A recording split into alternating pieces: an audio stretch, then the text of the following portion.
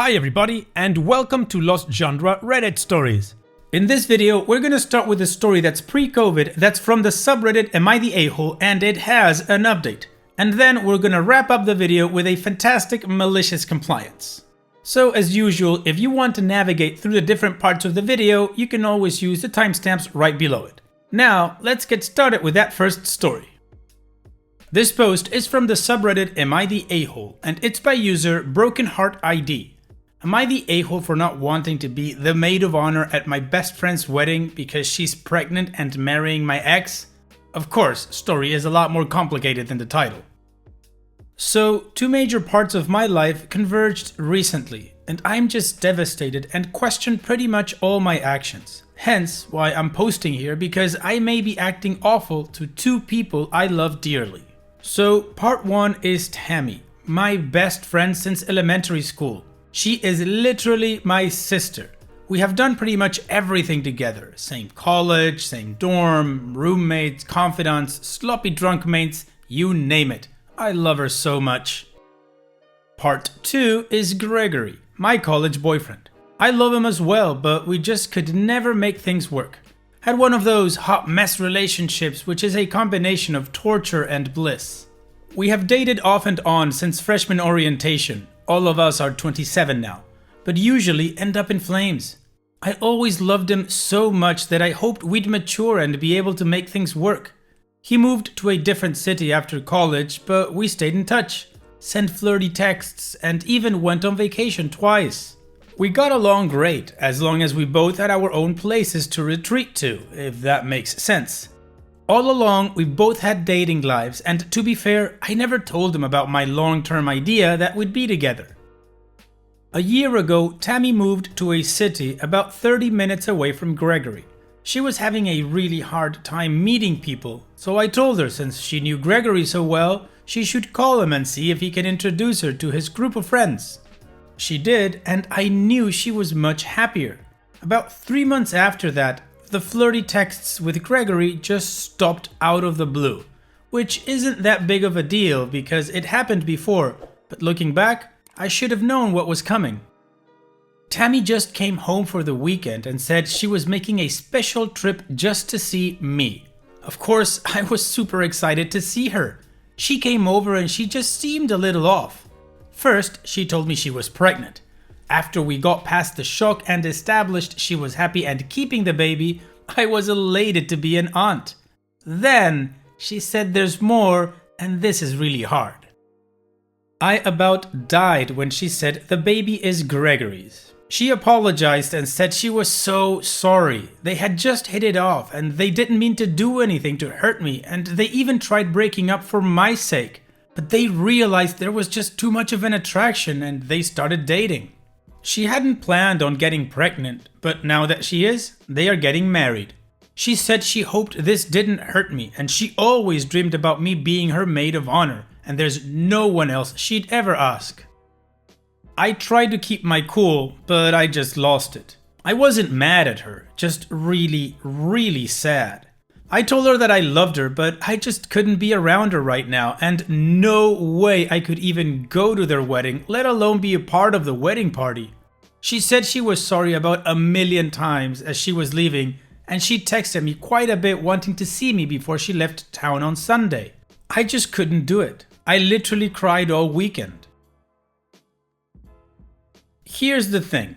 If I were never in the picture, they make a perfect couple. Perfect. Tammy's brand of fiery is a much better match to Gregory's calm nature than mine.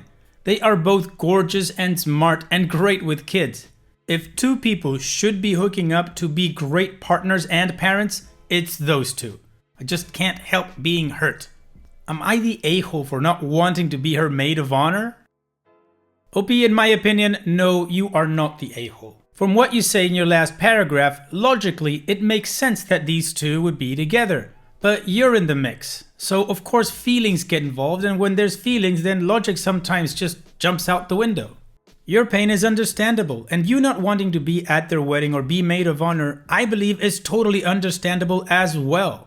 I don't think Tammy should have asked for permission or anything like that, but she should have at least given you a heads up. Gregory as well. These are people that supposedly love you, and they know that what they were doing was definitely going to hurt you. They try to break up for your sake, but they just couldn't stay away. That's fine. However, they should have said something to you. At minimum, as an FYI. But they kept quiet and they kept their relationship from you. Again, because they knew it was going to be awkward. They're only coming forward with it now because of course you would notice if they get married or if she's pregnant. Anyway, in my opinion, no OP, you are not the a-hole. What about you guys? What do you think? Let me know your judgment in the comment section, and now let's move on to the community comments to see their judgment. Hectic Majestic says, not the a-hole. Tammy should understand that what she's asking is difficult. However, it would be nice if you could work out your emotions in time to be there for a close friend on their special day. Deleted says, no a-holes here. This one is weird, I think.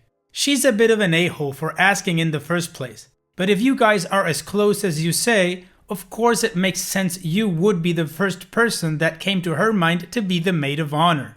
But I don't think that really makes her the biggest a-hole. The wedding would happen anyway, so she just wanted you to be there for her. And you definitely haven't done anything a-hole worthy here. You're just reacting like anyone would. If anything, your ex is the a-hole here. Angel Nursery says, not the a-hole. I'm surprised people are saying that there's no a-holes here. If you two were so close, surely she must have known of your feelings. The right thing to do would have been to talk to you about it instead of sneaking behind your back and only telling you when she got knocked up. Asking you to be her maid of honor is cruel and selfish, considering she knew how you felt. OP's edit. The thing that people seemed most confused by is the timeline, and honestly, I was wrong in my original post. Tam and I only talked for maybe 10 minutes on, so there is a lot I don't know, but I went through my texts and such, and this is the best I can put together.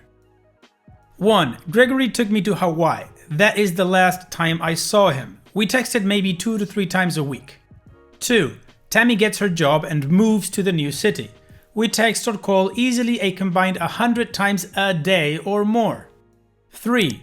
Tammy confesses that she's really lonely. All her co-workers are older and she's seriously thinking about quitting and moving back. I tell her she should call Greg. She doesn't have his number, so I give it to her.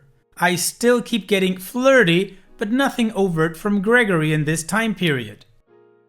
4. I start a project at my job, promotions company, setting up an event for an A/B list celebrity. It's literally makes or breaks for my company and my career. I work 16-hour day minimums and basically go off the grid. Greg still texts occasionally and I keep missing Tammy's calls. 5. Last text from Greg. Like I said, no big deal. I didn't even see this until today, but Tammy texted me, "Please call me ASAP, we really need to talk about something." This adds a whole new element to the story, but I can't believe I forgot or missed the text. I respond to another text of hers later in the day, kind of bitchy. "Hey, you know I'm busy, give me some time to breathe." Another piece I forgot until I dug in my texts. She may have taken this as a message I wasn't ready. I assume this is when they first hooked up.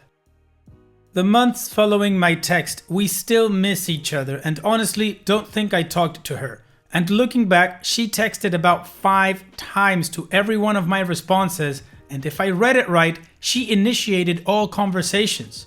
I wasn't a very good friend. My event goes off pretty well and then I immediately leave for an overseas vacation with my family. We still didn't talk at all for about a month, but I didn't think much of it. Then she drops the news in person she's been pregnant for about 2 weeks and getting married in a couple of months. So that's it. Not sure if it clears anything, but it looks like Tam may have reached out to me at least once. Okay, well, in my opinion, that text that Tammy sent you that she needs to talk to you about something changes the whole narrative of this story. My initial commentary and the belief I had was that she knew that this was something that was going to hurt you and she tried, or both of them tried, to hide it. But now I believe that to not be true, at least from Tammy's side, because you don't mention Gregory trying to tell you anything. but apparently she did try to talk to you, or at least she sent a message saying she wanted to talk to you about something. I'm gonna guess her feeling towards Greg. Now, this bit of information makes me change my judgment from not the a-hole to no a-holes here. But I still believe that if you can't handle being the maid of honor or being at their wedding, then you don't have to go, of course. Anyways, how about we move on with the update to see what happened after this? So I log into this account from time to time, and still a handful of people wanting to know how things were going. I decided to wait a bit until the actual wedding so I could do one final update. To recap, my best friend moved to a city where my ex lived. I encouraged her to get in touch with him. They started dating, she got pregnant, and they fast-tracked a wedding. She asked me to be her maid of honor. I asked this sub's opinion on whether or not I was being an a-hole for refusing. It was a pretty mixed response, but very intense on both sides. After lots of soul-searching, I decided I would do it. The wedding was yesterday, and it was actually a great time.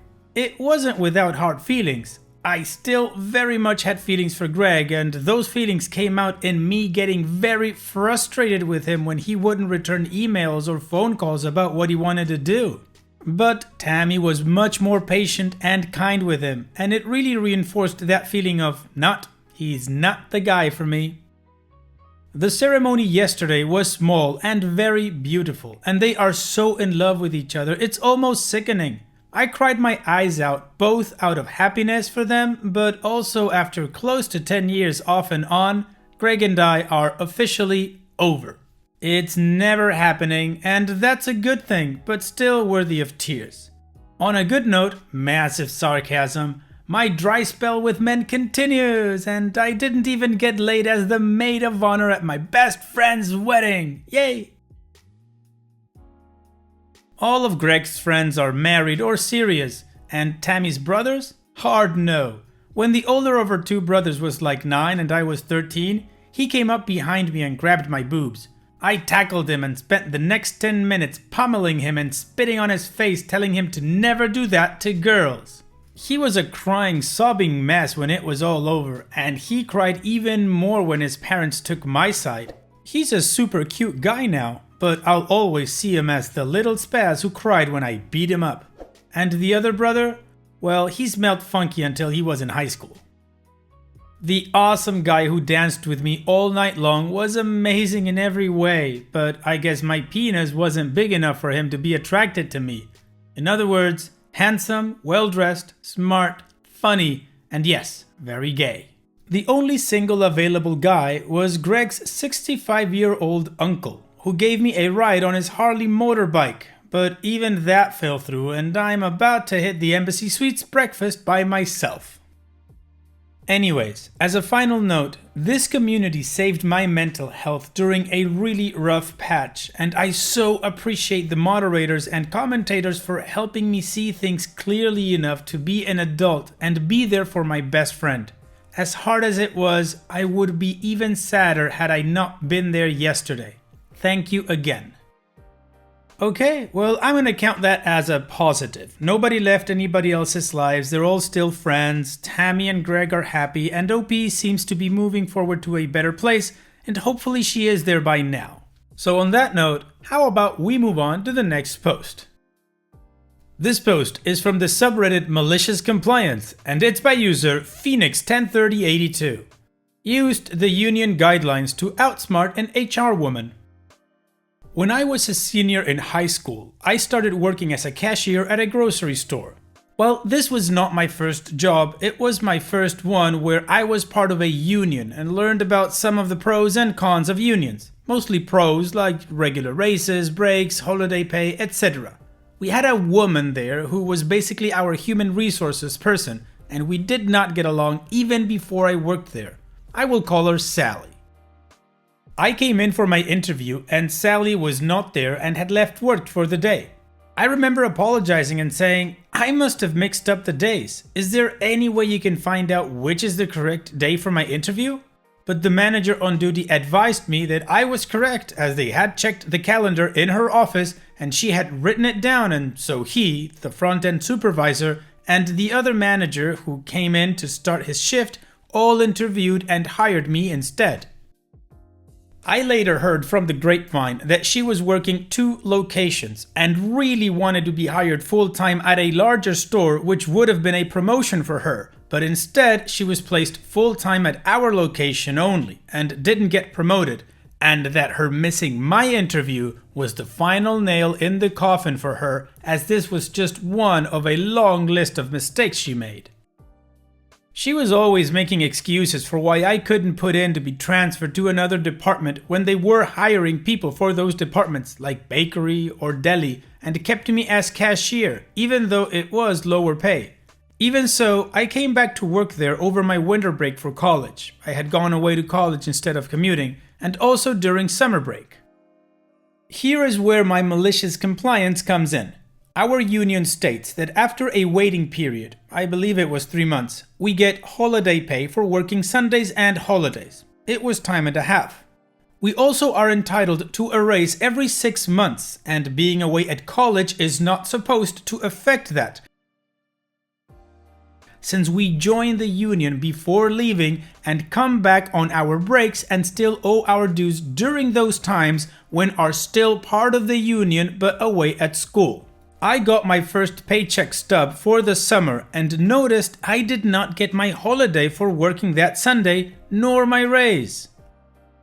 I spoke with a coworker who advised me to speak with the store manager. He was one of the ones who interviewed me and always looked after his staff, since we were between union reps at the time. He was a born problem solver and told me right away he can fix the payroll error for me and make sure that I got not only the proper wage from now on, but that I would get back for the time I should have gotten the raise but didn't. As far as the holiday pay though, that had to be taken care of by Sally, since she was in HR, and he suggested we go see if she was free and speak with her. She just spoke to both of us in a condescending tone about how this was union policy, that I had to start all over again with seniority, and that I had to earn that holiday pay again by being there for 3 months.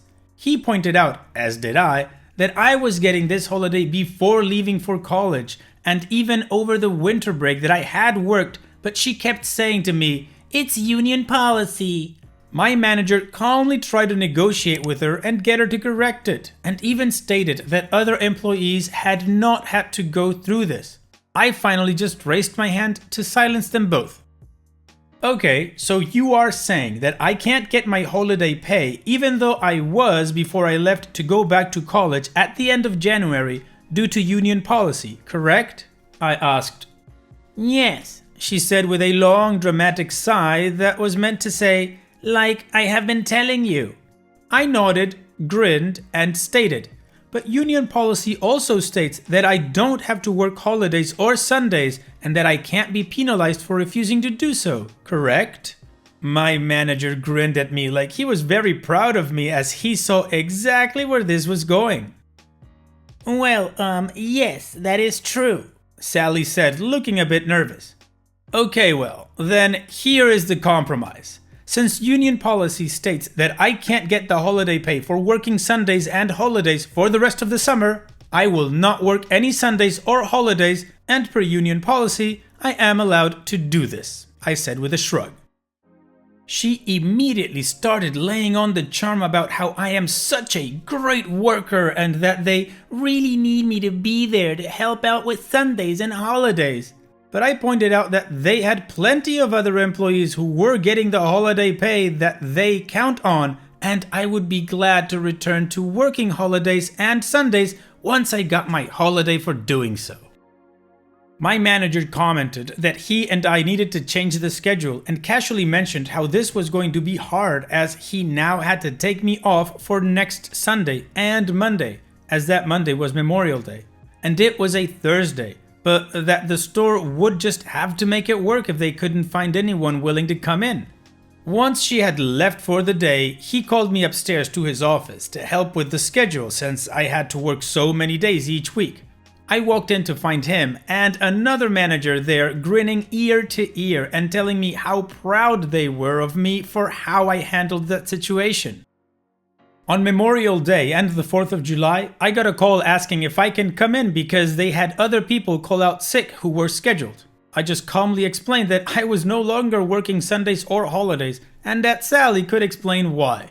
Before the end of the summer, she found a new position and quit, and the new HR person was much nicer. One of the first things she did was make sure I and a few other college students who had similar issues with the holiday got our holiday pay reinstated. And when I requested a transfer to another department, she gladly asked around and had me put in the Health and Beauty Aids department that same week. Oh man, I don't know why, but this is my favorite type of malicious compliance, when you can just use the rules against the system itself or against people trying to enforce some weird variation of the system. Anyways, thanks for sharing, OP. And it's that time that we've reached the end of the video. I hope you enjoyed today's stories. I certainly did reading them to you. So if you did, then go ahead and give the video a like, and don't forget to subscribe to the channel and become a member of our Discord community that just keeps growing, and it is fantastic. And like I said in the beginning of the video, all of the relevant links are in the video description below, so be sure to check them out. And finally, I'd like to thank you all for taking the time to watch this video. It really does mean a lot to me that you guys enjoy this content, so thank you once again. And having said all that, I will see you guys in the next video.